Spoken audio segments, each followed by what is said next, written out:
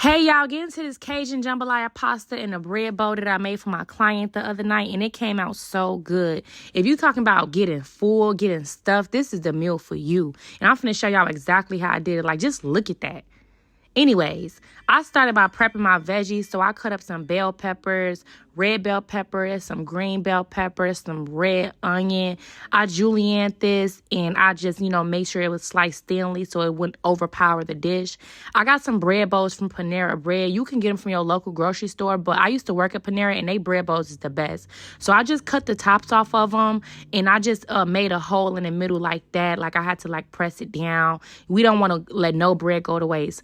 I brushed these bread bowls with some garlic butter that I made. So it's just regular butter, some garlic paste, parsley, basil, salt. And I just brushed the bread bowls with that. And I also cut up some beef smoked sausage, some chicken thighs. You could use chicken breast if that's your preference, but I'm more of a chicken thigh eater myself.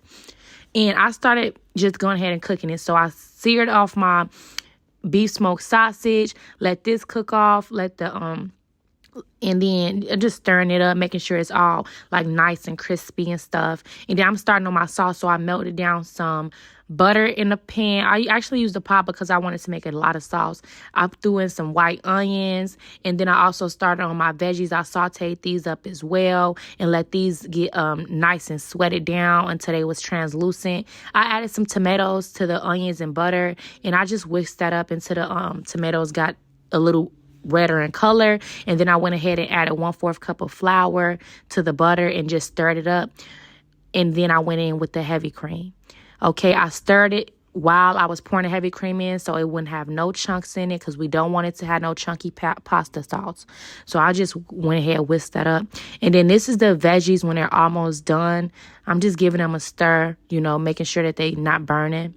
And then this is the pasta sauce. I'm going to go ahead and start adding my cheeses and stuff, but before I do that, I add some chicken broth because I don't want it to be too thick.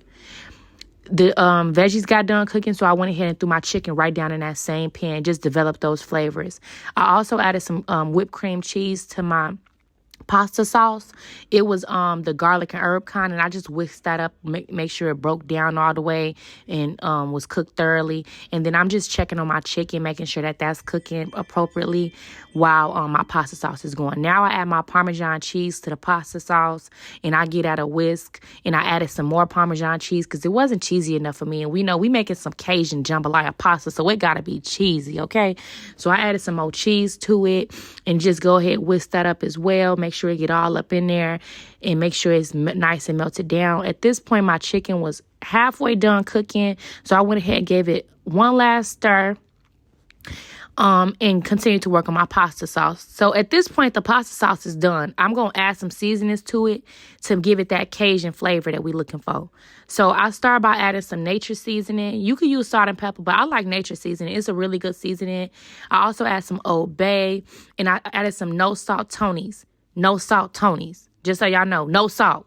Okay, let me emphasize on that. Some paprika, and I added a little bit of Italian seasoning as well. And I went ahead and stirred that up, whisk it, and then you're going to see the color going to change. It's going to come almost like a nude brown almost. I don't know, but that's the color. So then this is my chicken. You can see it's almost done. I'm going to go ahead and take that out, and then I'm going to add my shrimp.